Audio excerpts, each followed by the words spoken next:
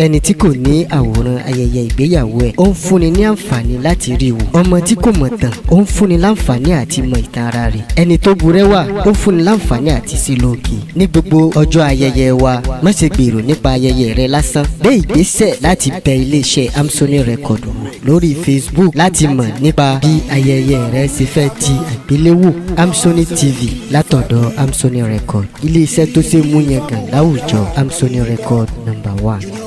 Mon famille aussi, Daika. I be the girl them sugar. Yahweh, Yahweh, Ozamalam. Yahweh, Yahweh, oh God of favor. Yahweh, Yahweh, Ozamalam. Yahweh, Yahweh, oh God of favor. Hey, Seigneur, je viens témoigner ton amour et rendre grâce pour tes bienfaits, Baba. Oui, je proclame, meurez tous les. ọkọ rẹ ò ní kábàámì jẹjẹ nílé ọkọ rẹ ọba àná pàdé bàbá ọkọ tó bá bá bẹ yóò jẹ bàbá fọ iye ọkọ tó bá bá bẹ yóò jẹ ìyá fọ ọkọ rẹ olówó àti lọrẹ rẹ gbẹlẹ àánú ọkọ lọ́wọ́ sí fọ lẹ́yìn ìgbéyàwó rẹ ààbọ̀ kó méjì ààbọ̀ kó mẹ́rin ìjẹta lágbára Ọlọ́run inú mi ò dùn inú mi ò ní bàjẹ́ pàṣẹ já sára yòókù lọ́la láìláìláìlá lọ́la máràfánà màkánà àyè àdó àwọn ọgbà ẹsẹ̀ òun bàbá fọ́tò ẹni tí fọ́tò ìyá o ọ̀yá ti dì.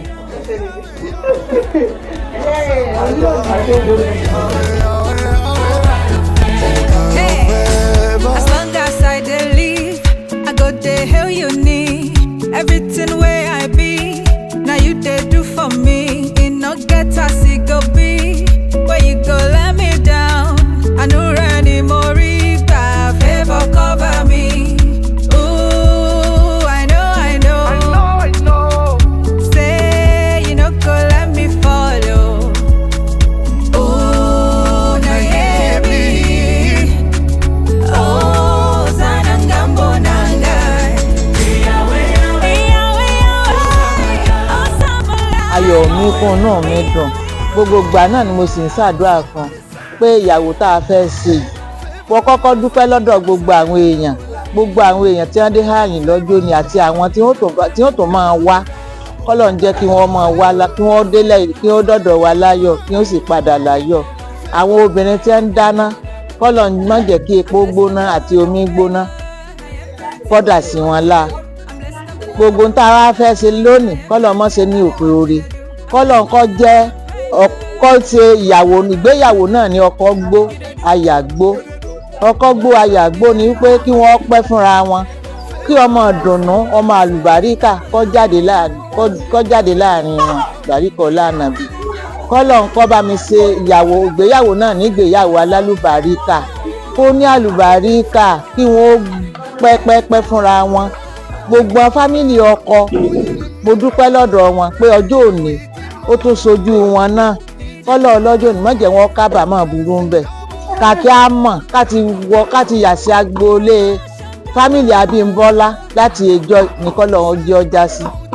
mo dúpẹ́ lọ́dọ̀ Ọlọ́run mo sì dúpẹ́ lọ́wọ́ ọkọ ìyàwó náà mo dúpẹ́ lọ́dọ̀ ọkọ ìyàwó àti gbogbo fámìlì ọkọ ìyàwó kọ́lọ̀ kó jẹ́ kí wọ́n ní àlùbáríkà o kàn pẹ́ fúnra wa àjọṣepọ̀ wa kó má bàjẹ́ kí ìyàwó náà kó dùn kó ní arinrin kí ó tún máa béèrè ọmọ lọ́dọ̀ wa torí pé tí a bá ṣèkan tó bá dáa wọn ò béèrè omi Ọlọ́run ní sí alọ́ta ara wa o Ọlọ́run ní sí alọ́ta ara gbogbo ẹ̀yin tẹ́ wá hàn ló tẹ́ wá bá ní kẹ́yẹ ẹ padà pẹ̀lú ìdùnnú oore bẹ́ẹ̀ kò ní wọ́n lé oníkálukú Ọlọ́run wá jẹ́ kí àwọn ọmọ náà kí wọ́n dàgbà kí wọ́n dògbò kíyàwó ọpẹ́ kọ́kọ́ náà ọpẹ́ èso rere tí máa wà láàrin ọkọ àtìyàwó tí inú ọkọ àtìyàwó fi máa dùn tí fámìlì fi máa dùn kọ́lọ́ ọba mi fi dà wọ́n pọ̀ o kọ́lọ́ mọ̀sẹ̀ ọ́ ní àgàn mọ̀sẹ̀ ọ́ lágàn mọ̀sẹ̀ sàwọn náà lábìkú kọ́lọ́ wọn wá jẹ́ káwa náà pẹ́ fún wọn o kọ́lọ́ nǹkan jẹ́ ń pẹ́ fún wọn ìyàwó náà ó dùn mọ́ mi nú o ìgbéyàwó náà dùn mọ́ mi nú o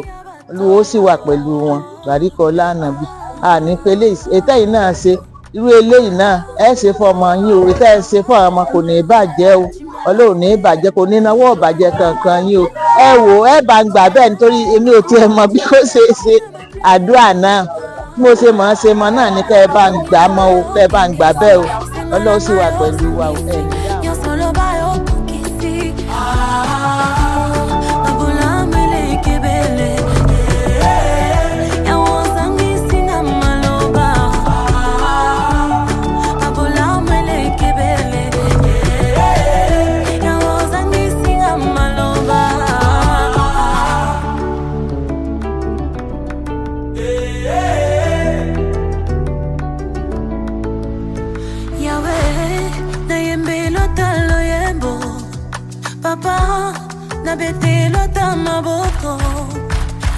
Mais je remercie Dieu qu'aujourd'hui on a fait les mariages là. Dieu va nous donner. Par la grâce à Dieu, Dieu va faire du bien, ce qu'il nous veut avec son mari là. Dieu va lui donner beaucoup de plaisir. Inú mi dùn púpọ̀ torí pé òní ó jẹ́ ọjọ́ ayọ̀ fún mi àti fún ìyàwó mi náà torí pé mo dúpẹ́ lọ́wọ́ Ọlọ́run pé àwọn ọmọ tó bí fún mi kan ọ̀pẹ̀ nínú wọn mo sì rí gbogbo wọn lẹ́yìn ayọ̀ àtàlàfíà ọlọ́ọ̀bá láàánú abániṣe tó kù ní rọrùn ọlọ́ọ̀bá láàánú á sì fún wa ní owó pẹ̀lú ẹ̀mí gígùn láti ṣe tó kù ọjọ́ òní sí gbogbo wa ẹ ṣé gan mo dúpẹ́ lọ́wọ́ yín àwọn àna mi ọlọ́ọ̀bá láàánú ọlọ́ọ̀bá jẹ́ mi ń gùn torí pé inú mi dùn pé mo tó rí gbogbo wọn lẹ́yìn ayọ̀ àtàlàfíà ọlọ́ọ̀bá láàánú á tún máa ṣe tó kù ní agbára Ọlọ́run.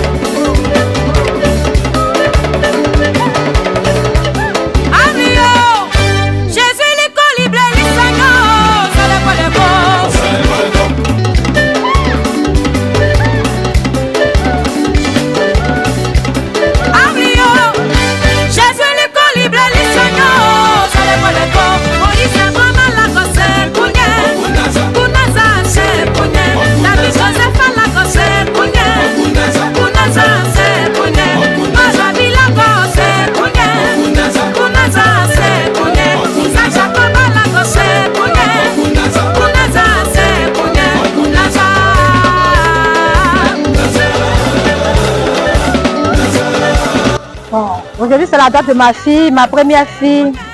Vraiment, je suis très contente. Je suis contente. Si c'était une bouteille où ma joie était limitée là, ça allait avoir le degré. Vraiment, je suis très contente. J'ai béni ce foyer. Je bénis ce foyer. Je leur donne toute ma bénédiction. Et que ce foyer soit un foyer digne, un foyer d'amour, un foyer de partage. Vraiment, je suis contente. Et je remercie aussi la famille Abibola. Vraiment, vraiment, vraiment, les mots me manquent. Je suis très contente. Et puis, nous sommes Anju, Suraja, Mireille, Sonia, Ajadi. Il faut se. Et puis, nous sommes do a kribi ala gba sian awa mi re won saiju arun ni arun na e panyo sa go sian yo manjra don sa sko punyo so duga yo we do de kribi o ma ipon e oju na ta kribi o ma bu isi e wa inu an sa ni mo ni asa won sian o bi aka won yuru pete sian de o bi aka wo bi adru e ko se ni won sa no ne e ni je yin sa won sian yaka ne pas be sole o e po nyo sa sole o nyo kri pe o gala e po nyo sa so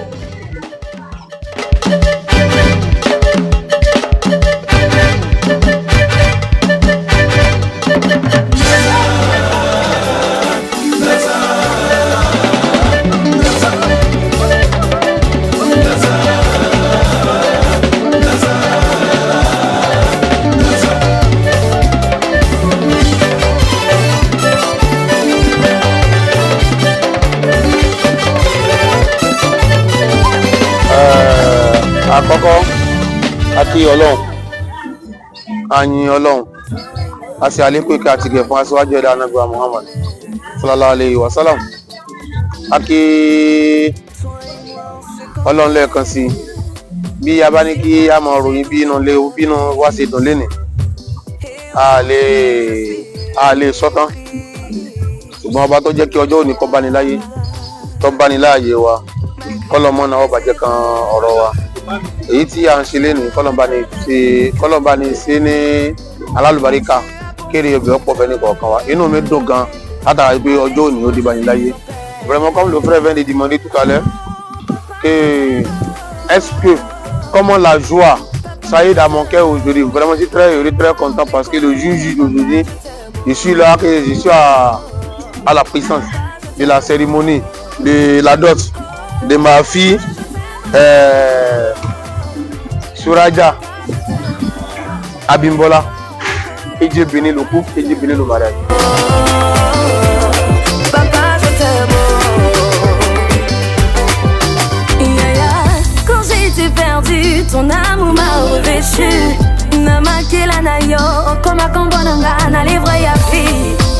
Zabenanga na lingi yo. Sois le premier, tu m'as aimé. De toi, je ne peux plus me passer. On est lancé, ça ne peut plus s'arrêter. Collé serré, pour l'éternité, je veux t'aimer. Nos mots de remerciement, vraiment, je suis très content encore toujours.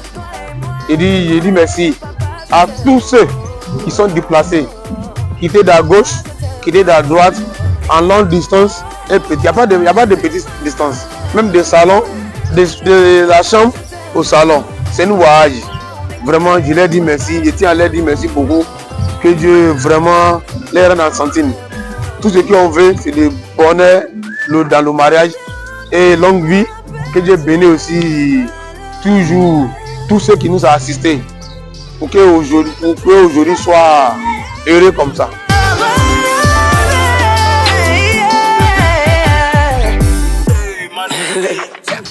Depuis je te parle de mon papa, toi tu me parles de tes katas. Avec mon Dieu là c'est pas yaya, son amour là te rend pata. Si tu viens à Rio, il va changer ta vie. Depuis je te parle, tu comprends pas. Papa, je t'aime. Papa, je t'aime.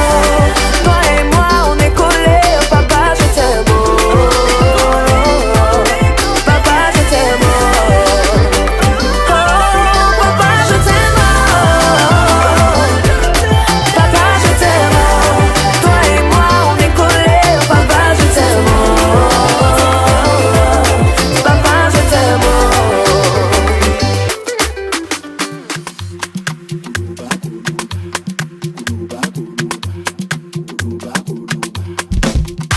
alóyinlo òhùndé wálé agbẹ́dẹ́gbẹ́ ọ̀rẹ́ o sílẹ̀ bàbá wọn ká tán délẹ̀ o. mi ò ní lọ síbi kan bàbá wọn ká tán délẹ̀ adùnkẹ́ wọ́dé sí i. èwo ni kó ló bá torí mo fẹ́ fọ́mọ yín. èwo ni ti wárántọ̀ visa torí mo fẹ́ fọ́mọ yín. wọ́n bí mi mo túra bí èmi gangan làbí sọ́lá mo bọ́lá jí mo jí bọ́lá mo fẹ́ sọ̀kọ́ bọ́lá ti tó. sílẹ̀ màá bá wọn ká tán délẹ̀ kó ló bá eléré ò dá o sí ṣáàzù dá mo léléré ò dá o sí ṣáàzù dá àwọn kan bẹ nílẹ̀ yìí ojoojúmọ́ ló ń ṣọmọ wọn gbóná jù kò sí ṣáàzù lọ orúkọ tèléré ni la fi mọ̀ wọ́n káàkiri ẹ̀bẹ̀ ni mo bẹ̀ yín o ìdọ̀bálẹ̀ mi màre ẹ jẹ́ ń fẹ́ ìyàwó mi o. Salamu alaikum, Bonaride. Salamu alaikum, Bonaride. Sẹ́yẹ̀dẹ̀ jẹ́ẹ̀dẹ̀ ní Bonaride. Salamu alaikum, Bonaride. On peut pas t'entendre. Arrête comme ça, il n'y a pas de problème. Vous êtes chez nous. Il a couché. Aujourd'hui, c'est aujourd'hui. Aujourd'hui, c'est aujourd'hui. Aujourd'hui, c'est aujourd'hui. Allez, Kalema, accompé. Allez,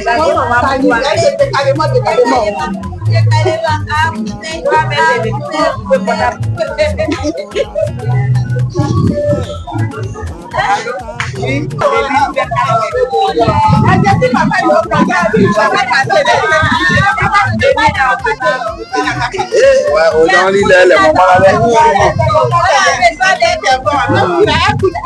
Voilà.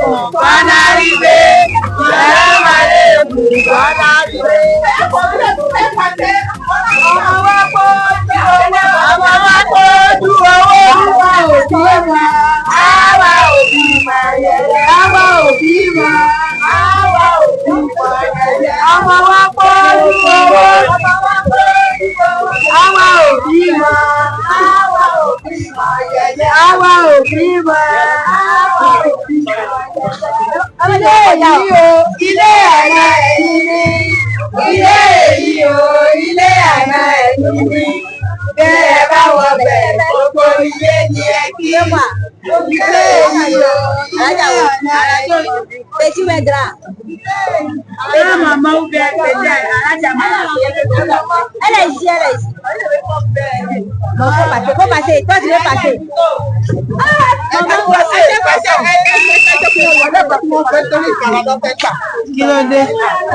C'est comme ça, c'est nous. Vous pouvez venir marier pour là, c'est comme ça.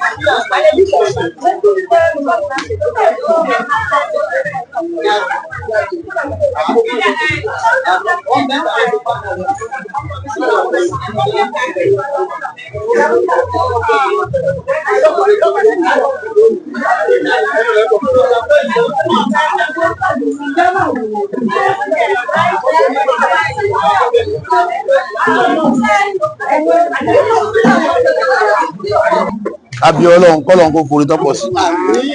Kọ́lọ́run má ṣe ní òpin orí lọ́dọ̀ wa. Kọ́lọ́run wá jẹ́ kí ẹ̀yìn rẹ̀ kó dùn fẹ́ ní kọ̀ọ̀kan wa.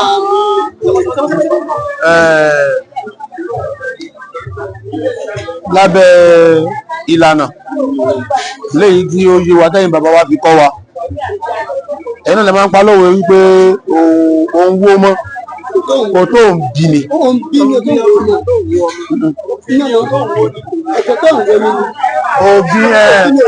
ni kò tó òwò ní tí wọ́n lẹ́sọ́ náà nù. Dání mo ti lọ létí pẹ́kọ̀ọ́ yẹn tí ń gbọ́ Yorùbá dáadáa wọ́n ni. Òbí ni kò tó òwò ni. Léè tó túmọ̀ sí wípé òwò onísàgbà òbí ni wọ́n sì ń bẹ́ ń kalẹ̀. Ẹ ṣeun bàbá. Ẹ ṣeun bàbá. Máa fi ẹ̀tọ́ wa dùn wá. Kò sí ní dáká náà fi ẹ̀tọ́ wọn dùn wọ́n. Àpọ́nlé ni ara fẹ́. Ó dàbí bá kéré ọjọ́ orí àwọn kan náà ni wọ́n ràn wá láti wá sojú wọn ní kálẹ̀ tá wà lénìí. Ìbá wa wù mí. Ẹ má bínú ẹ̀yin bàbá wa nítorí t'Ọlọ́run nítorí t'Ànábì wa Muhammad láti fi ṣàpọ́nlé tàwọn náà lórí túlépìlẹ̀ ni wọ́n ti wá. Àwọn ni wọ́n àwọn ibi tá a lọ ni wọ́n ti wá. Àwọn tí wọ́n wo ìyàwó tá à ń ṣẹ̀yẹ fún lé nìí á wà kí wọn náà tó dáwọn kan ní àwọn ni wọ́n wọ ọsọ tó wà lọ́wọ́ ẹ̀yìn àti lọ kí wọn lọ́sẹ̀ ní oko ẹ̀ sí wọn. Èyí tó wá tẹ̀lé a fẹ́ gba òbí ọmọ wa wọ́n ní báyìí láti ilẹ̀ wa. Ẹ má bínú tọ́wọ́ ẹ bá jẹ́ lórí gbogbo ìdákùnrin ìwọ bòmí ẹ̀sìn bàbá. Àwa la fẹ́ gba nǹkan ṣùgbọ́n àǹfààní ń bẹ fún wa ká gbàṣẹ lọ́wọ́ wọn pé a fẹ́ gba òbí ọmọ wa. Èyí tó bá jẹ́tọ́ títí wọn á padà fún wọn. Èyí tó bá jẹ́tọ́ títí wa àwa náà àwọn bá ti ṣe. Ṣùgbọ́n èyí tí ìbá ti dáa jù bẹ́ẹ̀ bá ti máa ṣe tí wọ́n ti gbà tán lọ́wọ́ wọn nítorí jẹ mọ́ orógbó obì. A fẹ́ kí wọ́n bá ní gébà tí máa dé nínú oyin bọ́nkálùkù wọ́n la kàn fi ṣàdúrà fún àwọn ọmọ kí Ọlọ́run kó bá ní fi àlùbáríkà sí. Kọ́mọ́ ní ṣe ní ìjókòó kan tó kù fẹ́ ní kọ̀ọ̀kan wa ọjọ́ bí àárín jẹ́ wọ́n yá wà yan ìkànnì ẹ̀yin bàbá àyíbáwá láti lọ tọrọ ìyọ̀ǹda pé a fẹ́ gba òbí lọ́wọ́ wọn. Wàá wà bá àwọn ìyàwó náà sọ̀rọ̀ kí wọ́n má da àwọn ọkọ láàmú púpọ̀. Ẹran tó wọ́n mú wá wọ́n ti mú wá láti jẹta. Wàhálà ẹ̀ ó tóbi bí wọ́n bá rà lónìí lẹ́yìn ọgọ́rùn kan àbọ̀ rẹ̀. Kọ́lọ́n kó bá ní kọ́ wọn tí wọ́n jẹ́ bí àárín ó ti yẹ ìrọ̀wà. Vous demandez l'autorisation de prendre ce qu'on va prendre. Parce que l'enfant vous appartient que nous. Celui qui a élevé l'enfant, il est le parent de l'enfant que celui qui a mis au monde. C'est grâce à ce que vous avez fait qu'aujourd'hui, là, c'est comme ça. Si elle était mal éduquée, mal élevée, ce jour-là n'allait pas arriver. Donc vous remerciez encore beaucoup pour ce que vous nous avez fait. Et que Dieu vous donne assez de grâce, longue vie, la santé.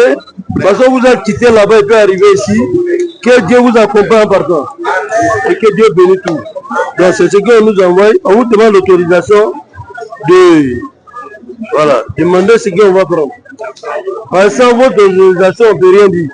L'enfant vous appartient que nous. Donc c'est ce qu'il y a là. Vous m'envoyez vers vous. C'est rien. Merci. Merci. C'est ça. Merci beaucoup. Où on est là. Nous formons une famille. Ça c'est vrai. Excusez, comment il s'appelle?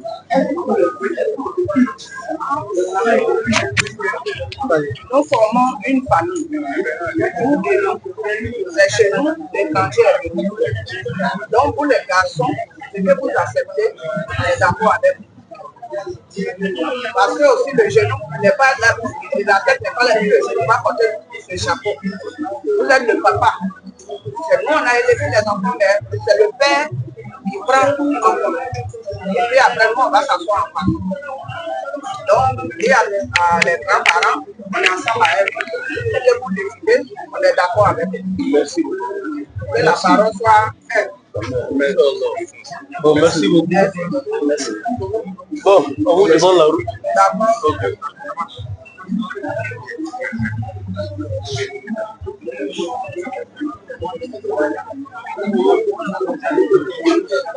Ami, ani iṣẹ́ ní ara wa, àjìnà jíṣẹ́, a ní ká máa jí yín, a lóòótọ́ ní aláàlá ọ̀wù, ṣùgbọ́n pè náà làgbà. Gbogbo ń tá a bá ti wí àwọn náà tẹ̀lé wa, ọ̀nà mẹ́jọ, iṣẹ́ ara wa kò dájẹ́ kò sí.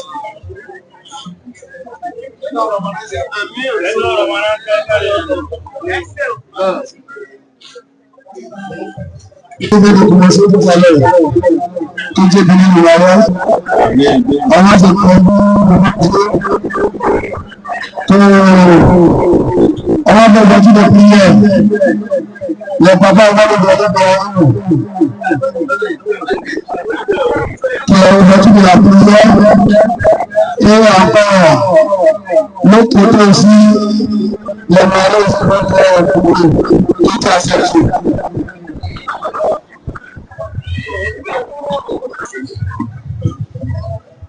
أعوذ بالله من الشيطان الرجيم بسم الله الرحمن الرحيم والصلاة والسلام على رسول الله محمد رسول الله صلى الله عليه وسلم وبعد أكي الله أفي الفن الله أبي أبي الله ọba abọ́ ìfẹ́ òdùfẹ́ bọ́ọ̀ fẹ́ ọpẹ́ náà lọ́rọ̀ ní jẹmọ́ tí a lọ́ fa ilé ọpẹ́ ìjà náà yí àárọ̀ yìí ó náà ní pé ọpẹ́ ìdùnnú ọlọ́pọ̀ sí ọ̀dọ̀ tiwa ọlọ́run òun ọpẹ́ ẹnu àánú rẹ̀ náà lọ́wọ́ ọ̀dà tí ó pẹ́ nínú ìdílé adúpẹ́ náà láàárọ̀ yìí ṣé ìtọ́já sí pé tí ìrọ̀ olúwa bá jẹ́ ọpẹ́ tí ìrọ̀ olúwa bá jẹ́ ìkà láti dúpẹ́ fún ọlọ́run rẹ̀ kò tó ìlú mú ọ̀dọ̀ wa dúpẹ́ dáadáa tí wọ́n fi gbogbo ìkàlẹ̀ jẹ́ ìdílé ẹgbẹ́ àti gbogbo ọmọ ẹgbẹ́ olùkọ́ni lápapọ̀ sí gbogbo àgbẹ̀ríkà ní àsìkò ìrìn àrùn lónìí wọ́n ní kí á dúpẹ́ lọ́wọ́ gbogbo pẹ̀lú tó àwọn bàbá àgbà níkàlẹ̀ yìí àti bàbá wa alhaj tírímìsì ìlú ọjà wọn bàbá wa sáà alhaji Abdulhakim ilé mayẹ bàbá wa Balyamin bàbá Ibrahim gbogbo ìwé àwọn bàbá tó ń torí bàbá tó wá ní ọmọ tòní bàbá wa Sirajudeen àti ẹkú kalẹ̀ ẹkú oríire tòní bàbá wa Musi ilé adúmọ̀tò àdúgbò dìlú bàdá mọ̀dá orúkọ ní láti wọlé ní iwájú ìlú nígbà yìí wọ́n á fi gbogbo àwọn tí wọ́n dárúkọ gbogbo àwọn tó kù tí wọ́n láwọn láti dárúkọ ọlọ́wọ́ láwọn lọ sí ọjọ́ pé àwọn nípàlẹ̀ àgbàlẹ̀ lónìí ṣèjọpọ̀ wa tó ní ọlọ́wọ́ àti ọlọ́wọ́ tó àbúrò ẹjọ́ tó ní àkàlẹ́dà àbúrò ọlọ́mọdé àfúta àkàlẹ́dà àbúrò gbóná tí pọ̀ ní kábúrú tí a fi kú àgbákò lé ìkòlí jẹ́ tẹ̀lé kọ̀ọ̀kan náà wa àti àwọn ìyá wa tí wọ́n wà nípa àwọn bí ọmọdé ọba jẹ́ àwọn ìyá olùbáríkà àti ìṣèpọ̀ látànà látòrí ìyá wa ní ibi abú ìyá Usman ìyá wa ìyá olóyè tó fi lórí gbogbo àwọn ìyá olùkọ́ pátápátá àwọn ọmọdé ọba jẹ́ nù ní ọlọ́wọ́ láti lọ wọ́n gbọ́dọ̀ ọ̀gbìn wa ẹ̀yẹ tó ti ṣeré eléyìí ọlọ́wọ́ láti lọ fún ìjọba bàjẹ́ èyí ká sí lọ́wọ́ ọlọ́wọ́ bàbá yìí ká sí gbogbo ọba dáadáa àwọn aká rẹ̀ náà ọlọ́wọ́ yóò ṣe lọ́rùn fẹ́ nínú ọ̀kan wa àwa àfikún ní gbogbo ayé tẹ́ kí àfikí àwọn àná wa ẹ̀dọ́gba gbọ́dọ̀ kọ̀ máa bá wọn lọ àkí wọn wọ́n kú rẹ̀ láti ibi tí wọ́n ti wá tí ọba sí ìfẹ́ philip ní jìnnà sí abidjan bíbáyìí ọlọ́ba láti lọ wọ́n ti gbéra lé wọn pẹ̀lú bísí láì wọ́n wá sí bíbáyìí àpadà sí abúlé wọn padà ọjọ́ bí alhamdulillah wọ́n wá rí ọlọ́jọ́ fún ọ̀pọ̀ rẹ̀ tí wọ́n bá wá ọlọ́wọ́ bí wọ́n á yọ ọ̀rọ̀ òdòdó ọlọ́wọ́ bí ọkọ̀ tó tó gẹ̀rẹ́ tó tó kalẹ̀ wọ́lá hajj wọ́lá kọ́ni wọ́lá la hawla wọ́lá kò wọ́tà ilẹ̀ abilá ìlú lásán. àwọn kíni oníṣàbàbí tò ní tààlà lè oníṣàbàbí wọn àti bàbá wa alhaji Khalid Abímbọ́lá ọmọ Abímbọ́lá olú ọmọ ilé ajúmọ̀ gbogbo ọlọ́run ìjọ bàjẹ́ ọlọ́run ìjọ bàjẹ́ ọlọ́run ìjọ dàrú ọ̀rọ̀ yóò ní sojú ọ̀rọ̀ ẹ̀ lọ fara inú ìta kò wá tẹ́ di ẹ̀ bá a ṣe ń fẹ́ kórí fún ọlọ́run tó ń tẹ̀fẹ́ nípa ọ̀kan wa ọlọ́run láti jùlọ kí lágbára nígbà tí lọ́mọdé ò ta kú síbẹ̀ ẹ̀yìn pa ayé nínú ẹbí nínú ara ọlọ́run láti jùlọ ó yí ó sì yọ ọlọ́run jẹ́ sí ìsìn lórí àgbà wọlá hàwọlá pẹ̀lú wọlá hàwọlá wọlá ìwọ́tà ìlà ìlà ìlà ìlà náà kí a mi ní ilé ìwé náà kọ́lọ́ kó sọ̀rọ̀ fún mi náà ẹ̀yẹ́ ní ẹ̀kọ́ orí ọ̀tọ́ kọ́lọ́ kó sọ̀rọ̀ fún mi náà wọ́n bá wà sàrẹ̀ kọ́lọ́ kó sọ̀rọ̀ fún mi kọ̀ọ̀kan wa wọlá hàwọlá pẹ̀lú wọlá hàwọlá wọlá ìwọ́tà ìlà ìlà ìlà ìlà ìlà ìlà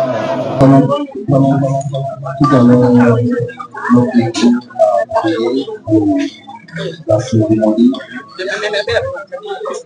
Beaucoup de prières n'ont jamais gâté la chose. Nous avons compris un Dieu qui a créé le ciel et la terre, le Dieu d'Abraham, le Dieu d'Isaac, le Dieu de Jacob, le Dieu qui a dit que le mariage soit honoré de tous. Le Dieu qui a sacralisé, qui a donné le mariage sacré. Et de ce date, tous les parents, quel que soit l'âge, se déplacent pour venir honorer. Non seulement les hommes, mais honorer la parole de Dieu.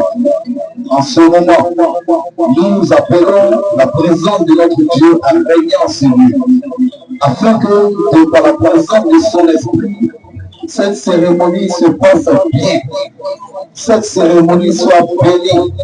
Tout ce qui va être donné soit béni. Toutes les paroles qui vont être dites, les paroles qui vont sortir de notre bouche soient bénies. Oh Dieu d'Abraham, d'Isaac et de Jacob, viens bénir ces actions. Viens bénir chaque personne en ce lieu. Viens bénir nos parents qui se sont déplacés jusqu'à ce soir. Viens bénir les mariés même ce soir. Que tout ce que nous allons faire soit béni par toi. Dans le nom de Jésus. Amen. Amen.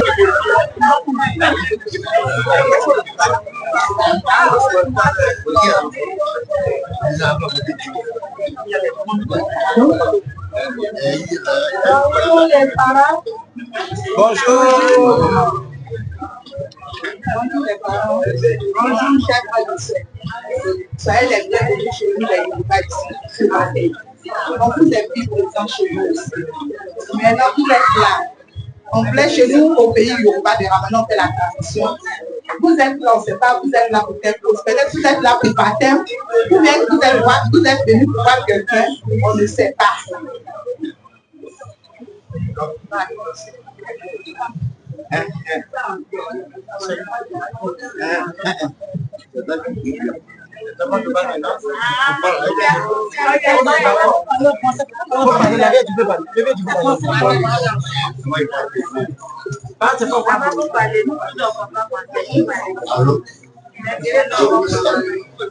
Les parents, sœurs, maman, les papas.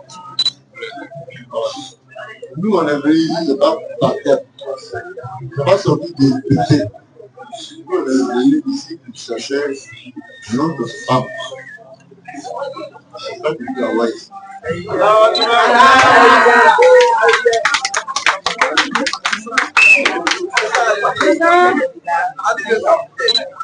Maintenant, votre femme que vous avez chercher,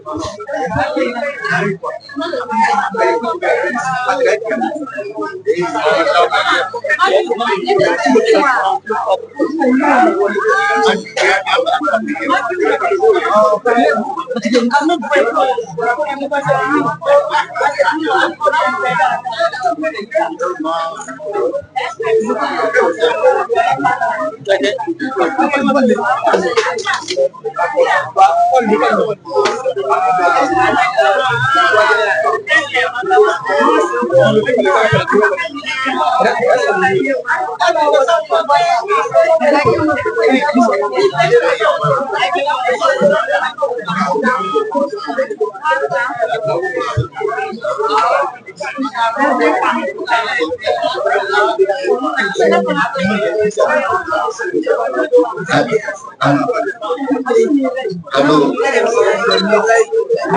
ma femme est chercher son Ajaïdi,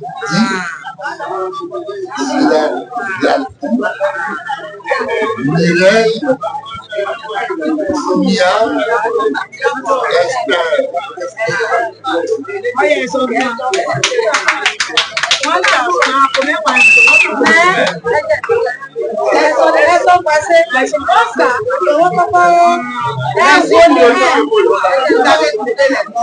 Mais chez nous, en tradition pays Yoruba, on dit le nom que vous avez trouvé.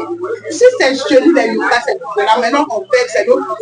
Même si c'était Yoruba qui était là, c'est de cette manière on fait les Yoruba, c'est de cette manière qu'on va faire. C'est 10 000 francs on prend. Mais à un bout, on va prendre 5 000 francs.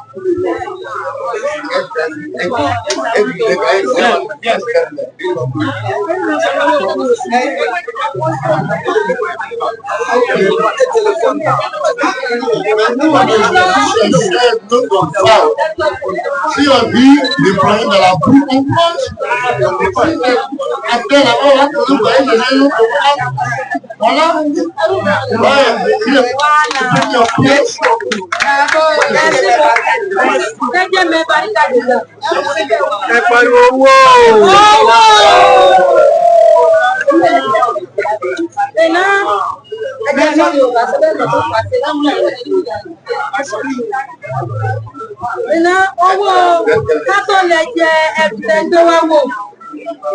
Owó kọ́kọ́rọ́ láti sí ilẹ̀kùn ẹrù tẹ́gbẹ́ wá ẹ̀sán dí mi fún mi.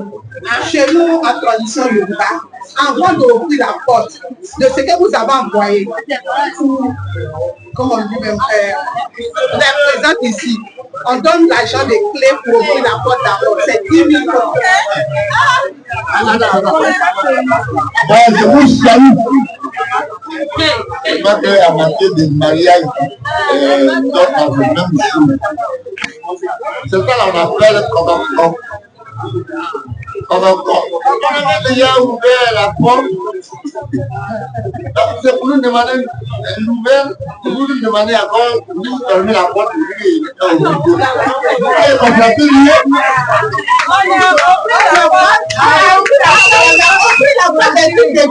Normalement, vous devrez payer d'abord, avant maintenant, on commence la cérémonie. Ah, mais vous dites d'ouvrir la porte. Ouvrir la porte là. On ouvre. On vous fait asseoir, vous demandez une nouvelle. Moi, il y a déjà un fait donc. Maintenant, je dis dans la maison, vous me dites de sortir, on va quand même faire le plan encore. C'est qui va pas là? Donc, on n'a pas laissé ça. Ou bien on fait deuxième au Kawaka. Non, comme c'est comme ça, vous avez fait deuxième au Kawaka. Je fais deuxième au Kawaka. Ah. Moi, je suis venu changer ma voix.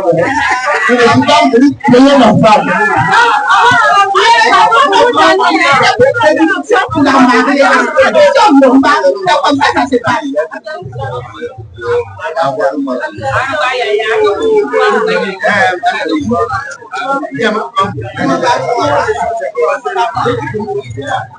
Bon, je comprends.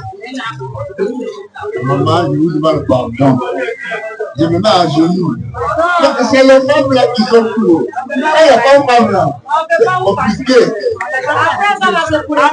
À quelle femme là, c'est le jour, c'est la lumière. Je vous demande pardon.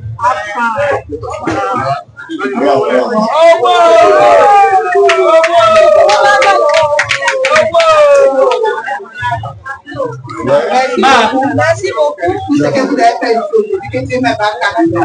Je connais que la femme a trouvé dans la main de son mari, que Dieu même s'occupe encore plus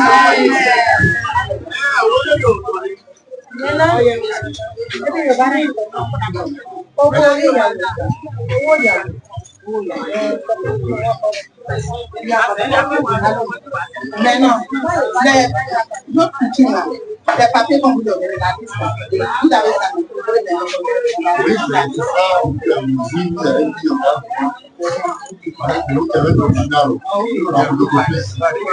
De la mariée, c'est 50 000 francs.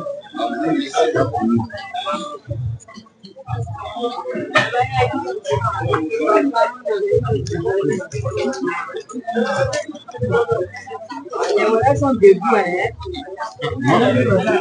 la gare là, il doit se former.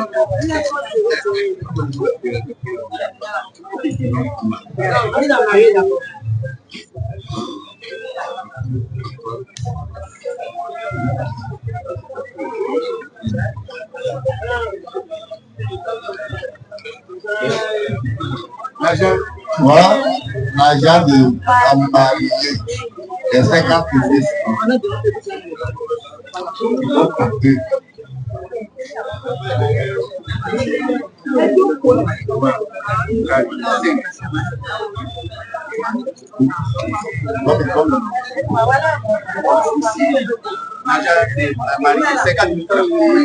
Mais dans notre on va nous donner, mais là, on va compter.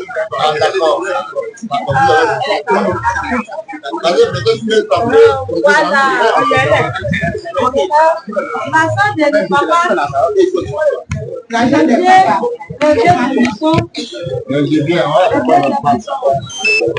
Papa, oui.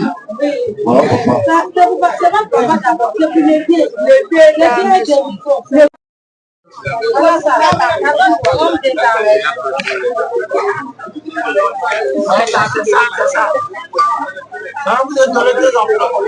Nous, nous avons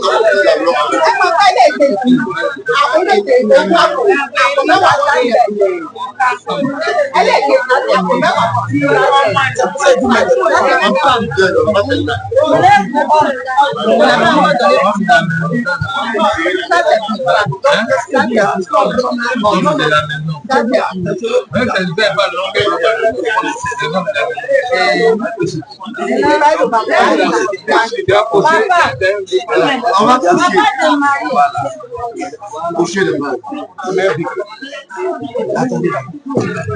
L'argent des papas des mariés.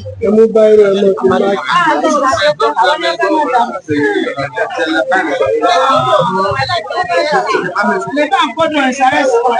Vous les avez, vous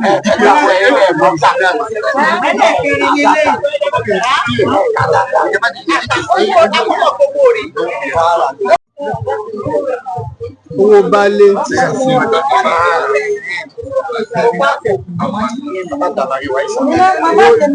mama ní àjàrò. Monsieur le maire, ça se passe. Qui cherche la terre à en tout cas, nous on compte des millions, donc on compte tout le partout dans le monde. Les femmes de la maison. La femme de la maison, le mari,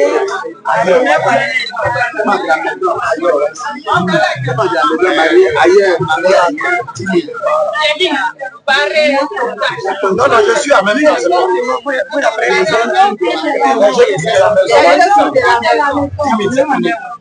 C'est bon maintenant. C'est fini. Ça finit le lieu.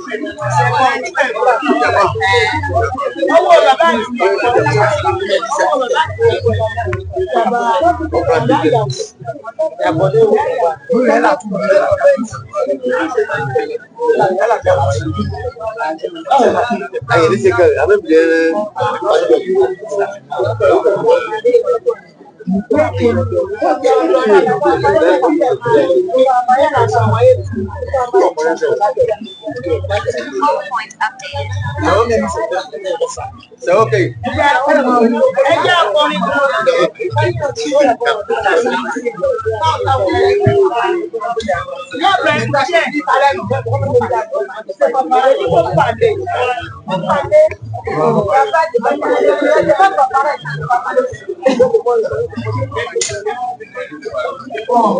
Bonjour. Bonjour. Merci. Je suis votre patron. Merci. Merci. Les parents déjà de tout le monde.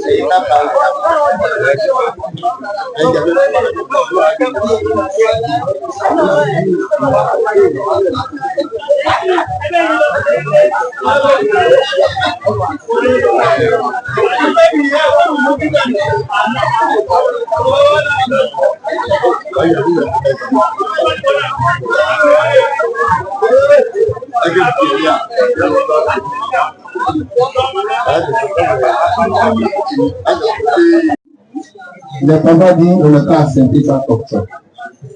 Que Dieu bénisse ça. Mais il ne faut pas finir. Ça reste les jours là, on va proposer. Si c'est passé, on va produire sur le jour. Eh bien les gars, eh bien les gars.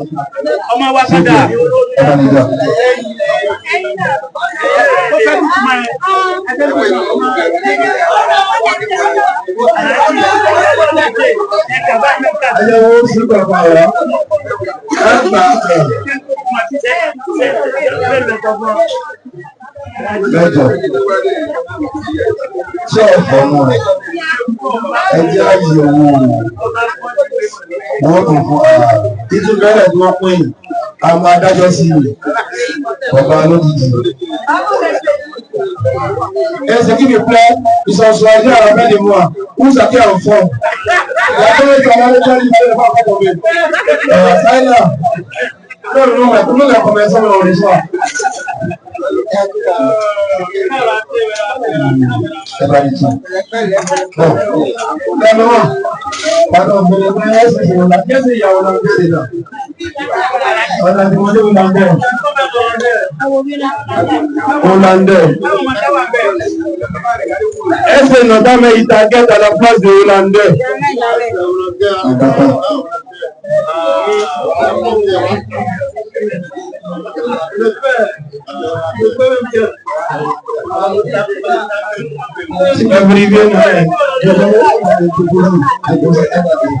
Voilà. Parce que ça va te faire la dot. Chez nous, la dot est importante. Ça va aider les bénédictions. Si c'est les maris capables, c'est dans ça on sait. S'ils ne sont pas capables, on sait.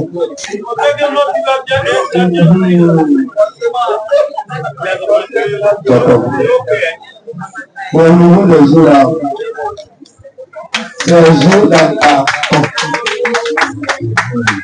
On a demandé d'entrer chez nous. C'est pas mon gars qui est là. C'est pas d'entrer de Ghana qui est là. Mais je vois que le Ghana de Zoubi. Comment les gens vont quitter le Ghana de Zoubi? Non, on veut mon Nigeria direct.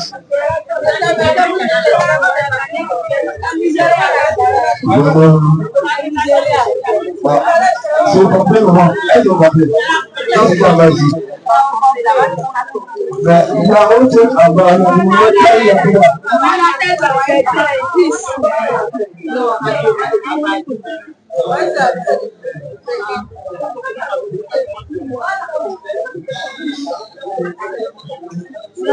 On laisse un peu fort. On n'a pas fait le transport Côte d'Ivoire Nigeria quand même.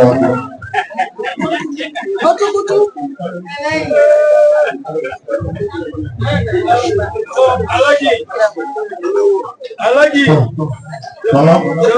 On envoie de ça. C'est complet. C'est bon. Non, on est encore déjà sur le voie. On attend de déballer les panneaux que sont emballés. Donc, quand on finit ça, du coup, on va demander aux gens qui sont là. Donc, côté bonheur, par exemple, on a demandé le 24. C'est bon, c'est ça, il y a bonheur, je t'en prie. Oui, il y en a. Aïe. C'est quand on demande aussi à toi, elle est là. Elle est ça, ça qui est là. Ah, vous devez c'est pas moi qui a dit que des gens ou ça.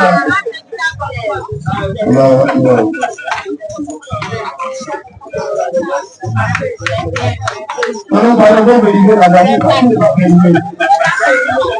Pardon, vous vérifiez la date. C'est ce qu'il m'aurait dit. Arrête, tu vas vérifier. Tu ne vas pas vérifier.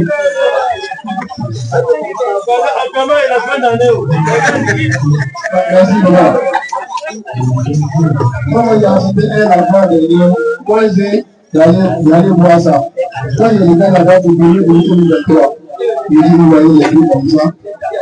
Il va pas vous amener le bébé à toi avec toi. Moi, c'est moi, je trouve que c'est moins cher.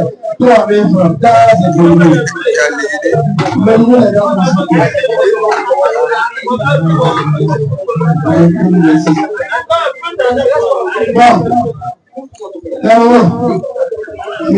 Alors, on vérifie les sacs à main là. C'est qu'on a demandé, c'est une marque italienne qu'on a demandé. Italien, si un petit peu italien dessus, ça va voler. Et si il n'y en a pas, on s'en fout. Italie. Italie. Italie.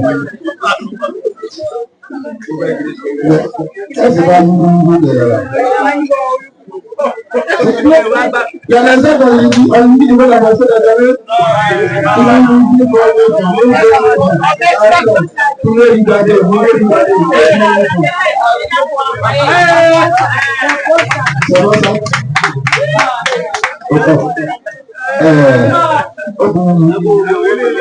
Baba. On va acheter du baba.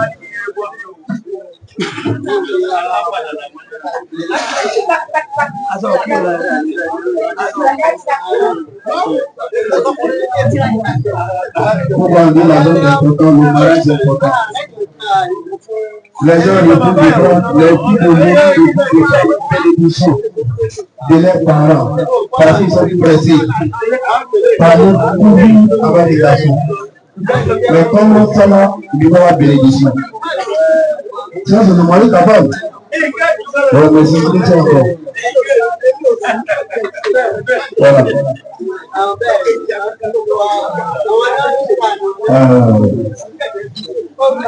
C'est bon? C'est ça? Mais il est encore. Il y a un truc qu'on a demandé quand mais il va bien. Je ne sais pas si deuxième là ça vient ou bien ça oui. Il a ouvert. Ça on a demandé 4. C'est dès qu'il y voit. Papa il attend de lui. Papa m'appelle. Il veut écouter ce que le veut lui dire.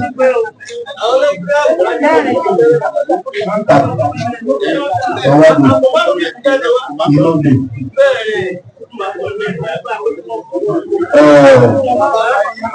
Maman, comment vous allez avoir un voisin? Eléyìí mẹ́rin la béèrè fún. Ça là, c'est pas les parents qui vont porter ça, c'est votre femme même. C'est pour elle-même. On ne peut pas partager ça avec elle. Rien. Tout ce qui est là, ça l'appartient. Moi, né à la fois, on me dit, et il faut pour les. Les papas disent, comme tu es le caractère dedans. L'argent que nous avons dépensé là, c'est beaucoup. On n'a pas vendu nos filles que Dieu remplace à beaucoup. Tout le bonheur qui est gagne dans le foyer, dans le papier, le mariage, que Dieu donne ça. On va vous donner dans des poches maintenant. Ici, on va aller. Là.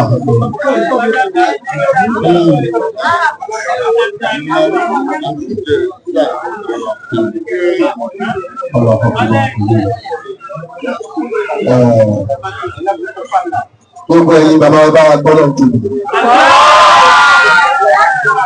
Ẹ bá wa gbọ́dọ̀ tóbi lẹ́kọ̀ọ́. Mo rò pé àyè tá a wọ̀ yìí, àyè àṣẹ ni. Ẹ bá ní gbọ́dọ̀ tóbi lẹ́kọ̀ọ́.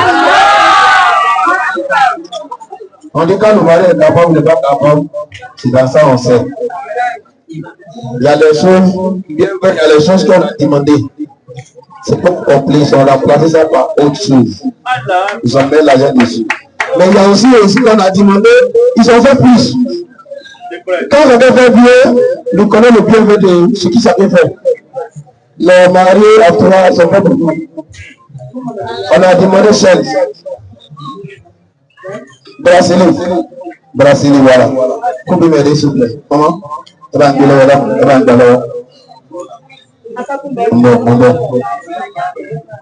Eléyìí là-bas,